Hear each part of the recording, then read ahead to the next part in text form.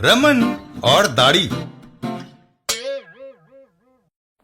एक दिन रमन के घर पर। रमन, नमस्कार। आओ सूरजभान, कैसे हो? काफी दिनों से हम मिले नहीं थे। हाँ, लगता है इन दिनों तुम बहुत व्यस्त हो, इसीलिए तुम्हारी दाढ़ी भी बड़ी हुई है।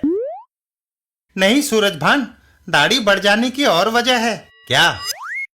मेरा रुमाल खो गया था, सोचा कुछ दिन शेव नहीं बनाता, नुकसान पूरा हो जाएगा। तभी खलीफा वहां आता है। दोस्त रमन, आओ खलीफा। सूरजभान का बेटा।